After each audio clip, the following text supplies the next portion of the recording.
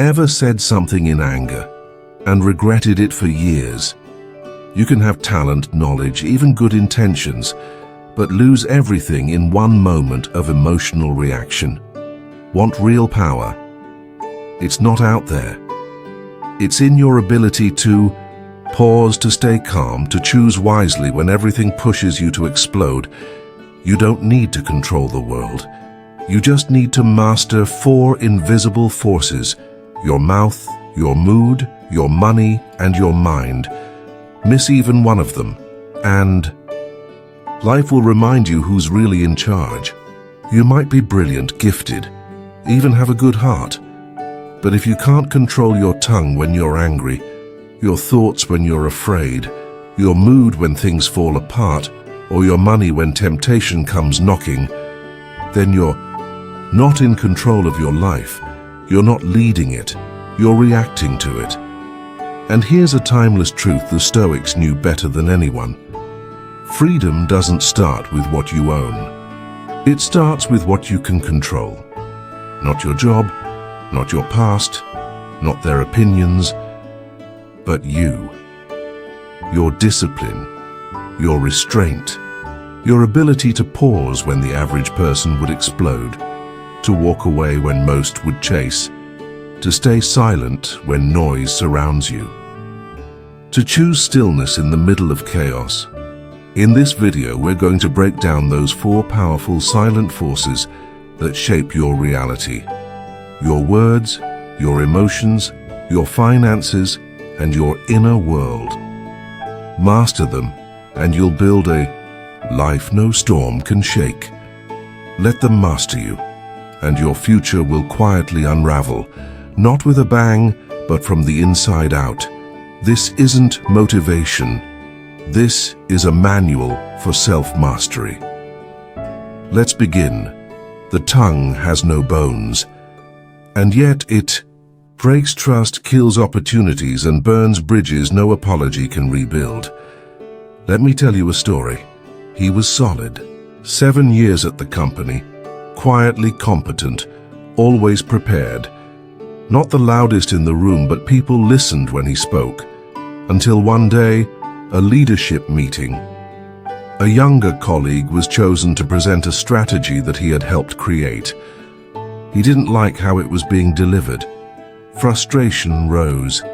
Mid-presentation, he cut in, voice sharp, tone clipped, room silent. And in that moment, he was right. But from that day on, no one looked at him the same. That's the danger. You can win the argument and still lose the war. You can speak the truth and still destroy your credibility if you don't control how you speak it. The Stoics understood this. Words aren't weapons.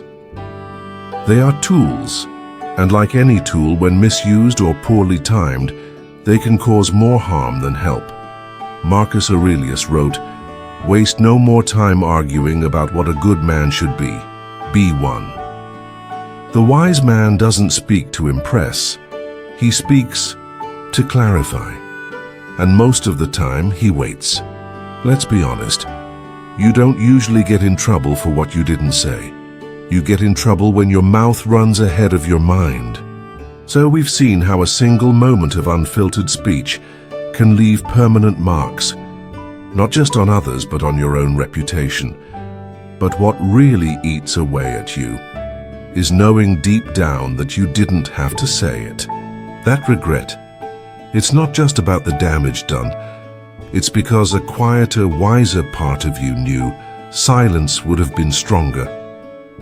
Now take a look around today. What do you see? Everyone's got something to say. Everyone's interrupting, reacting, arguing, correcting, desperate to be heard. And yet, no one's really listening. But once in a while, someone enters a room and doesn't compete for attention. They pause before they speak. Their words feel like they've been earned or not thrown around. They don't speak often, but when they do, people lean in. Because in a world addicted to noise, discipline is magnetic. Let's bring that closer to home. Think back to the last time you spoke out of anger, maybe to a friend, a loved one, or someone at work.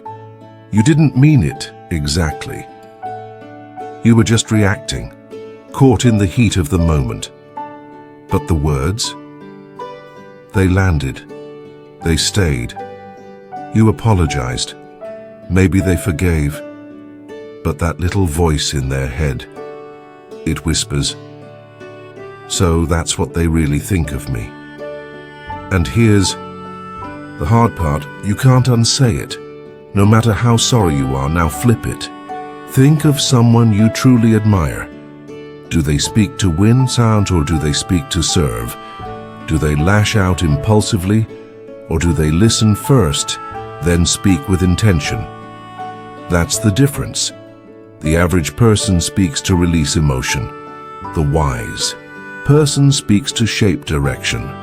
And the Stoic, he speaks only when silence no longer serves. Mastering your mouth isn't about being timid. It's about recognizing the most dangerous weapon you carry, every moment of every day. Because words, they can open doors, my Quinn, or slam them shut. They can pull someone back from the edge, Quinn, or push them right over it. They can build trust or bury it. And here's what most people forget. Your words don't just affect others. They shape you. What you say to others reflects how you see yourself. And what you say to yourself, that becomes the world you live in. So the next time you're about to snap, to gossip, complain, or just fill the silence, pause. Ask yourself, is this necessary? Is this helpful? Am I adding clarity or just more noise? Because when it's all said and done, people won't remember how loud you were. They'll remember if your words meant something or nothing at all. Control your mouth, speak less, mean more, and let your silence say what shouting never could. But the mouth is only one part of the battle. Let's move deeper, to the mind. Your mind is not a mirror of the world. It's a mirror of what you choose to focus on. He lost everything, not because the world collapsed, but because his mind did. After getting laid off, he stopped applying for jobs. He convinced himself that no one was hiring, that he was too old, that it was hopeless. So he pulled back. He went quiet. He accepted defeat. Not in reality, but in his own head. Weeks turned to months. Friends kept checking in. They offered referrals, gave him leads. But he disappeared. Not because the opportunities weren't real, but because his thoughts whispered, "Those aren't for you." And that's how most people lose, not through action, but through thought. Long before failure ever touches their lives, they've already surrendered mentally. The Stoics knew this truth to their core. Epictetus wrote, "It's not things that disturb us, but our judgments about things." Your mind is a gate. What you allow in shapes everything that comes out. If your thoughts are chaotic, reactive, fearful, angry, your actions will follow. So will your relationships, your habits, your future. But here's the danger. Most people don't even realize what's living inside their minds. They let toxic thoughts sit there unchallenged, and like mold in a dark room as it spreads. Let me ask you this, or I can't before even trying. Assumed someone disliked you before they even said a word. Felt anxiety over something that hadn't even happened yet. That's not reality. That's untrained thought. And when your thinking goes untrained, it doesn't serve you. It controls you. The mind is not just where thoughts live. It's where your destiny is fought for or lost. And if you don't take the lead, your life will be driven by fear dressed up as logic, by assumptions pretending to be awareness, by emotions parading around as truth. So let's bring this closer to the ground. A Stoic wakes up to the same world as everyone else, the same chaos, the same noise, the same frustrations. But what makes the difference? He chooses what gets past the gate of his mind. He chooses where to place his attention. Every thought is filtered through reason, and if it doesn't serve his higher self, he simply lets it pass. But I can't help how I feel, you might say. The truth? Yes, you can. You just haven't trained the discipline of thought. Controlling. Your mind doesn't mean pretending everything's fine. It means refusing to let emotions hijack your story. It means not taking every thought as gospel truth. It means learning to question your own mind, even when it feels convincing. Ask yourself, is this fear? Or is it fact? Is this the truth? Or is it old trauma talking? You're not here to silence the storm, you're here to stop giving it the wheel. So, how do you do that? With tools the Stoics used every day. Journaling to challenge and clarify your thoughts. Meditation to observe your mind without judgment. Reading to feed your brain with disciplined ideas instead of emotional junk. Solitude to hear your own thoughts without the noise of others. Let's be real. If you spend all day filling your mind with gossip, drama, clickbait, and chaos, is it any surprise that your life feels chaotic too? Your mind is not a trash bin, so stop tossing unverified thoughts into it and expecting inner peace. You want real power? Then take it back right here, because the man who controls his mind can't be manipulated, can't be thrown off course, can't be ruled by fear. Control your mind, because every war is either won or lost before the first move is made. You can feel everything and still let nothing control you. That's not coldness, that's mastery. Let's look at a real-world example. He missed a job opportunity that could have changed his entire life. Not because he wasn't qualified, not because someone sabotaged him, but because he showed up to the interview in a bad mood. That morning he spilled coffee on his shirt, got cut off in traffic, then had to wait 20 minutes in the lobby. By the time he sat across from the hiring manager, his shoulders were tight, his tone was off, and his energy was flat out negative. They never called him back. That's the price of an uncontrolled mood. It leaks. It ruins moments that didn't deserve to be ruined. It spills past the original trigger and contaminates everything that comes after. The Stoics warned us long ago. You have power over your mind, not outside events. Realize this, and you will find strength. Marcus Aurelius understood. Anger isn't the enemy.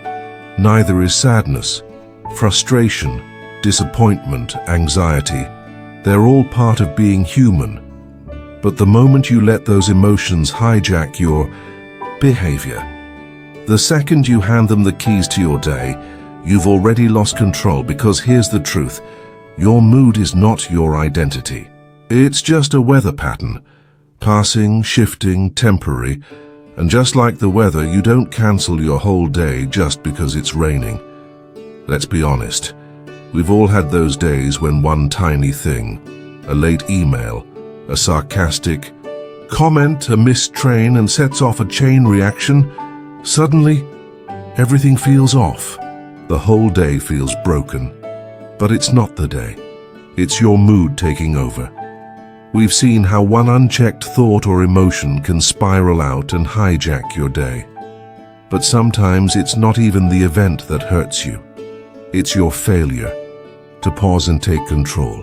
You're snappy, short-tempered, easily distracted. But the real issue isn't what happened on the outside. It's that you never took a moment to breathe, to reset. You never asked yourself, do I really want this emotion to define my entire day? The Stoics' answer is clear. Pause, process, proceed. A Stoic doesn't ignore emotion, he observes it. He doesn't fake a smile or pretend everything's perfect. He simply refuses to hand over control. Instead of reacting instantly, he reflects. Instead of spiraling downward, he slows down. Instead of following impulse, he responds from principle. Feelings aren't facts. They're signals, not commands. Just because you feel something doesn't mean you have to act on it. Just because you're triggered doesn't mean you're right.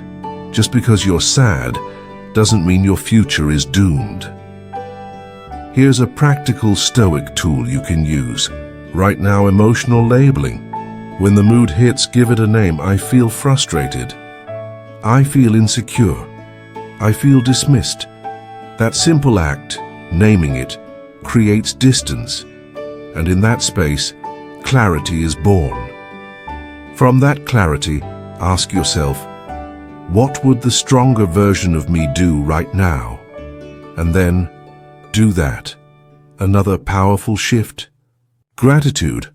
Because here's the truth. You can't hold anger and gratitude in the same hand.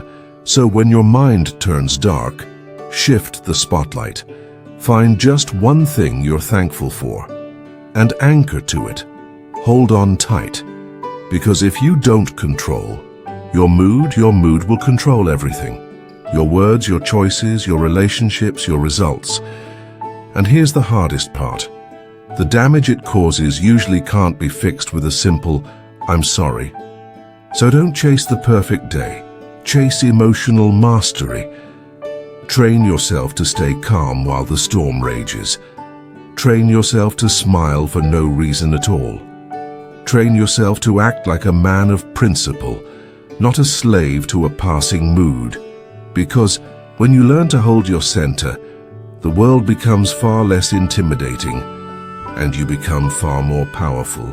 Control your mood, because no victory lasts if your emotions are still in charge. And that brings us to the next battlefield. Money. People often say, money doesn't change you. But that's not entirely true. Money reveals how much control you really have. He drives a car he can't afford to impress people he doesn't even respect, and posts it online hoping strangers he'll never meet will like it. Behind the scenes, he's drowning. Maxed out credit cards, overdue rent. But hey, his clothes are clean and his ego still intact until the bill arrives. See, the modern world doesn't enslave you with chains anymore. It enslaves you with payments. Monthly payments, mental payments, spiritual payments. You can't build peace while building debt. You can't build strength if you've sold your discipline for short-term pleasure. The Stoics may not have talked about credit scores or Instagram status, but they spoke deeply about something even more relevant: attachment. Addiction to comfort. Dependence. Epictetus warned us.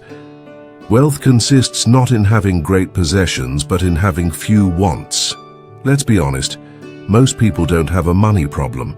They have a self-control problem, an I deserve this problem, and I'll deal with it later problem. They're not spending money.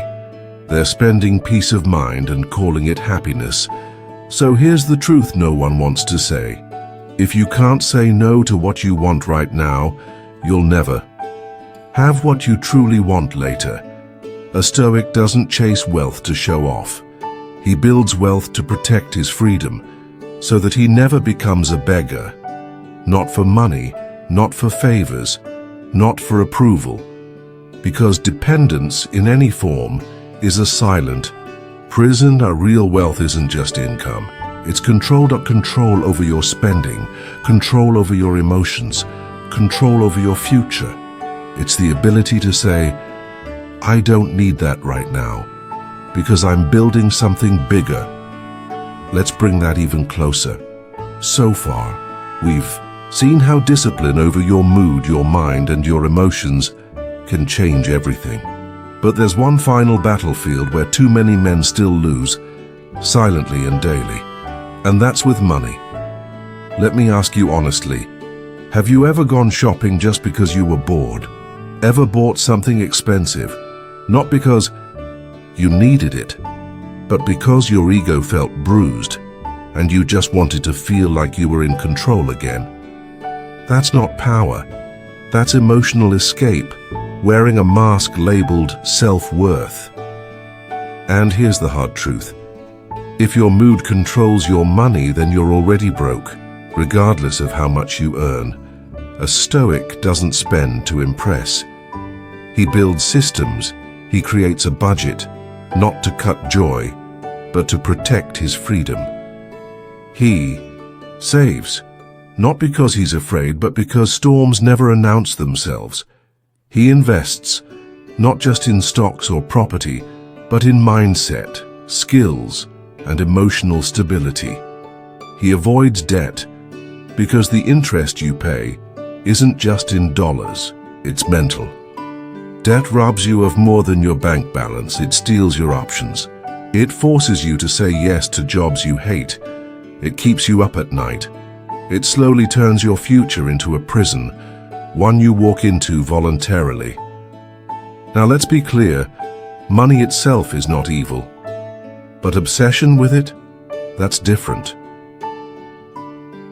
When you start living to impress, you end up living in stress.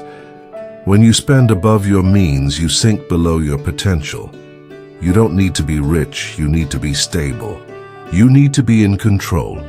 Because here's a truth the world doesn't talk about. There is no Stoicism without self-reliance. And there is no self-reliance if you're at war with your own wallet. Every dollar you spend is a vote for the kind of future you're building. So next time you reach for your card, ask yourself, does this support the man I'm becoming? Is this a reward or just a reaction? Will this matter in 5 years, or is it feeding a 5-second emotion? You want peace? Fix the leaks. You want power? Stop outsourcing your discipline to your impulses, because a man who can't control his money will always be at the mercy of someone who can control your money. Because financial freedom isn't about being rich. It's about not being a slave, and a man who controls himself can't be controlled by anyone else. Most people say they want freedom, but what they really want is permission. Permission to indulge, permission to react, permission to be lazy, unstructured, undisciplined, and still expect peace but real freedom. It doesn't come from external liberty. It comes from internal discipline. Until you master your mouth, your mood, your money, and your mind, you'll always be owned by something. Look around, and you'll see it everywhere. Men addicted to impulse, reacting to every insult, spending every dollar, exploding over nothing, craving applause for every step they take. They're not free, they're just loud. And beneath all that noise is fear. The Stoic lives differently. He's not cold, he's not emotionless, he just doesn't hand over the keys to his peace every time life gets messy. He doesn't yell because he has nothing to prove. He doesn't flex because he's not afraid of being underestimated. He doesn't overspend, and because he knows real power is quiet. Discipline is his armor. It's what allows him to walk through the world steady, not because the world is easy, but because he's no longer fragile inside. So let me ask you this, what would your life look like if your emotions didn't hijack your mornings, if your thoughts didn't spiral every night, if your words always matched your wisdom, if your wallet finally reflected your values? That's not just a dream. In the last part, we asked, what if your life actually mirrored your values? What if your money, your moods, your words, all aligned with who you want to become? This is what begins to happen the moment you start choosing control over comfort. The Stoics didn't chase luxury. They chased alignment. Alignment between what they believed and how they lived.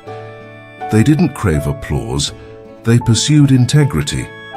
They understood that real freedom isn't about doing whatever you want. It's about becoming the kind of man who doesn't constantly need to be rescued from himself. And here's the paradox. Most men never learn this. They think discipline is a cage. But in reality, discipline is the key that unlocks the door. When you control your speech, you build trust. When you control your thoughts, you gain clarity. When you control your emotions, you win battles without ever starting a war. And when you control your money, you move freely. Instead of begging for options, you want real power. Then stop trying to control people. Stop trying to control outcomes. Stop obsessing over opinions. Start where it actually matters, the battlefield inside. Because the man who wins there, he's the one who can't be stopped. Control isn't the final goal, it's the path, and freedom is what follows.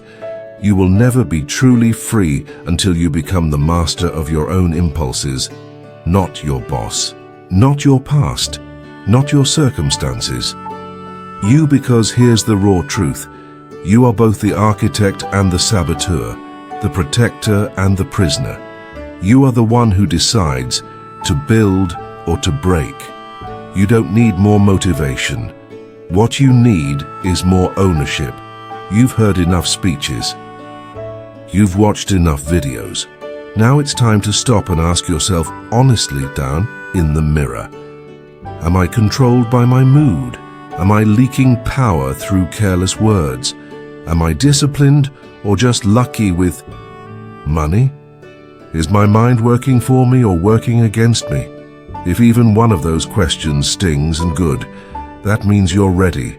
So where do you begin? Start small. Speak with more purpose. Think with more clarity. Feel with more balance. Spend with more intention. Control just those four, and watch the rest of your life begin to bend in your favor. This isn't about becoming perfect. It's about no longer being passive, because no one is coming to save you, except you. The truth, you've already started. And if something in this message struck a chord, don't let it stay quiet.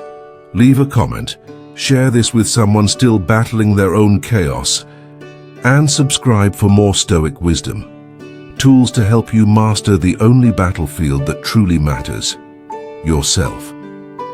This is Life Through Stoicism, and your next chapter begins now.